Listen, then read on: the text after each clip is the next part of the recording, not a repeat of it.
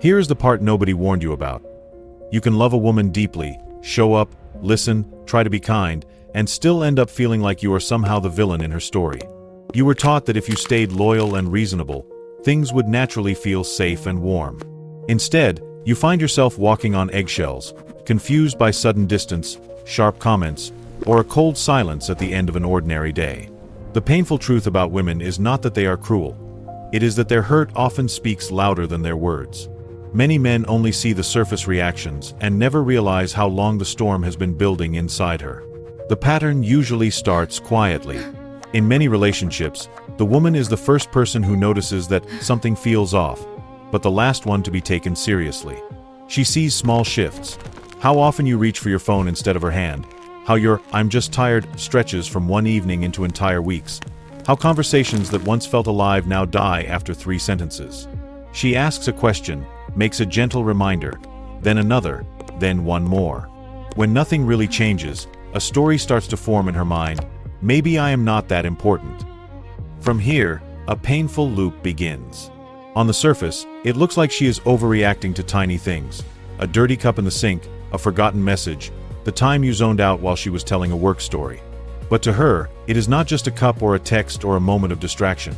It is evidence for a deeper fear that she is carrying the entire weight of keeping the relationship connected. At first, she tries to talk about it calmly. When that does not land, she raises her voice, then goes quiet. You start to feel attacked, criticized, and never good enough. She feels unseen, unheard, and emotionally alone.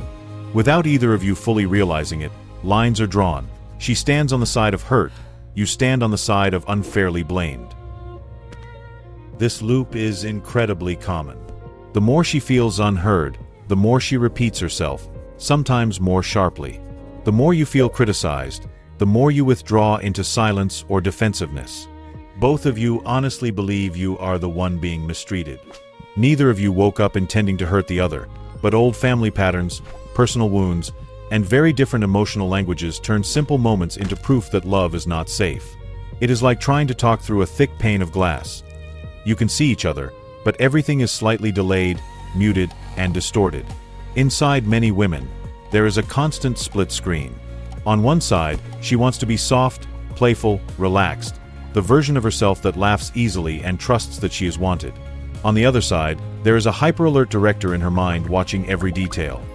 How quickly you reply, how your tone changed this week, whether you seemed more alive talking to a screen than talking to her. She did not choose this tension. For many women, that watchfulness was trained into them early. By families where love felt unstable, by partners who left without explanation, by a culture quietly repeating, "If you are not perfect, you are replaceable." The painful truth is that a lot of women are exhausted from being on guard, but they do not know how to turn the alarm off.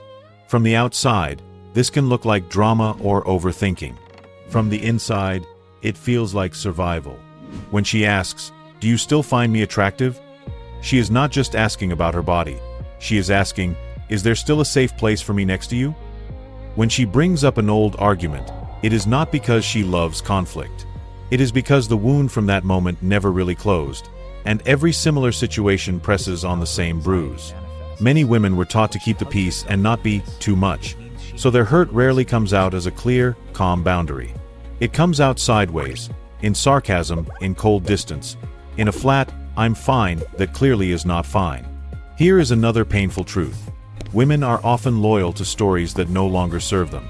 She stays in a relationship long after she has stopped feeling emotionally safe, convincing herself that if she just gives a bit more, explains a bit better, swallows her needs a bit deeper, things will somehow fix themselves. She might even start believing that her standards are the problem, not the lack of reciprocity. So she becomes the project manager of the relationship, planning, reminding, organizing, smoothing conflicts, carrying the emotional weather of the house while trying not to be called nagging or needy. Underneath all that effort, the wish is disarmingly simple. I want to be able to relax with you. Her side of the painful truth is not that she wants too much. It is that she has learned to work far too hard just to feel basically safe in love. If you are a man listening to this, here is where we translate. When she seems to be attacking you about something small, like the way you left your shoes or forgot a message, she is rarely talking about that object. In her inner language, Those moments are like little proof stamps. I am carrying this relationship alone. You hear criticism of your character. She is, in a clumsy way, asking, "Can you please meet me halfway so I do not feel so alone in this?" When she gets louder, it is usually not because she enjoys conflict. It is because she tried to say it softly several times and felt like her words dissolved into the air. Her volume is often a measure of her sense of invisibility, not of her disrespect. When she repeats the same complaint, your nervous system might hear, "You are never enough. Everything is your fault." That is not the message she is trying to send. Inside, it often sounds more like, "I am scared that if I stop bringing this up, nothing will ever change, and I will eventually have to leave or shut down emotionally." When she cries during an argument, you may feel trapped. If you speak, she gets hurt. If you go quiet, she says you are distant. From her side, the tears are not a strategy. They are what happens when words are not big enough to hold what she is carrying. She is not asking you to fix everything. At the most basic level, she is asking, "Can you stay present with me while this hurts?" The painful truth that many men do not see is this. By the time a woman starts to sound unreasonable, she has usually spent months or years trying to be reasonable. The quiet, practical requests came first. They were followed by attempts to explain, to not make a big deal, to handle it herself. What you are seeing now is not her first draft of pain. It is the version that finally overflowed. The most dangerous moment in many relationships is not when she is angry. It is when she goes emotionally flat, stops bringing issues up, and says, "It's fine, do what you want." In her language, that can mean, "I have stopped believing that you and I can build something better together." If you only respond once she reaches that stage, you are no longer dealing with a small disagreement. You are trying to revive a heart that has already begun to shut down to protect itself. Here are some hard truths that many people do not like to hear about women in relationships. The first one is this: love does not erase a woman's limits. You can be her favorite person in the world, and she can still burn out on carrying all the emotional work. Affection does not magically refill her tank. Consistent behavior does. When she says, "I can't do this anymore," she is rarely talking about one single fight. She is talking about years of being the one who remembers, plans, soothes, forgives quickly, and then watches nothing truly change. The second hard truth is that a lot of women say yes when they mean no, and then resent you for walking through the door they themselves left open. They accept dynamics that exhaust them because they are afraid of being alone, afraid of conflict, or afraid of being called too demanding. On the surface, it looks like she agreed. Deeper down, she is quietly tracking every moment where she abandoned herself just to keep the relationship going. That silent scoreboard eventually turns into coldness, lower desire, or a sudden decision that seems to come out of nowhere: "I'm done." That moment is built from 1,000 tiny self-betrayals. The third painful truth is that some women weaponize their own pain without realizing it. Instead of saying, "I feel hurt and scared," they say, "You're pathetic. You never grow up." It is not that they are evil. It is that they never learned another way to protect themselves. But make no mistake, that still causes damage. Constant criticism slowly kills attraction. You cannot keep speaking to a partner like they are your disappointing child and expect to feel desire or respect. At some point, she has to face that her way of expressing pain is also part of the problem, just as you have to face the ways you disappear or shut down. Until both sides own their shadows, the same fight will keep changing costumes but never really end. So what can actually change this, beyond nice quotes on the internet? The first shift is brutally simple. Both of you have to stop pretending that mind reading is love.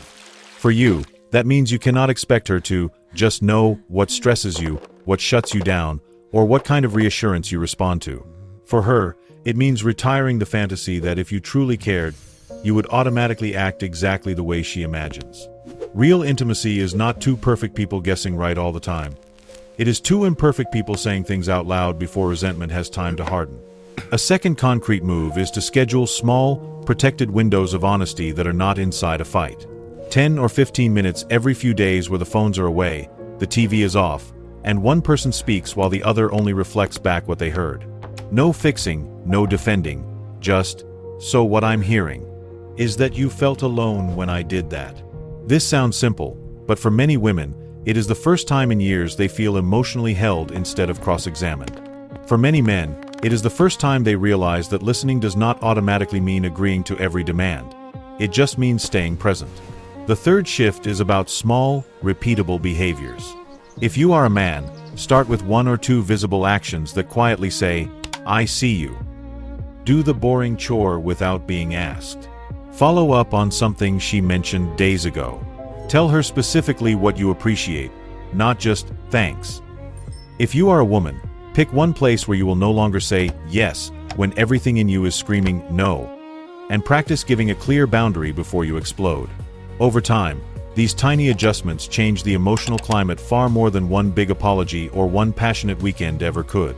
Here is the final quiet truth. Most women are not asking for a fairy tale. They are asking for somewhere to put their tired heart down. They do not need a perfect man.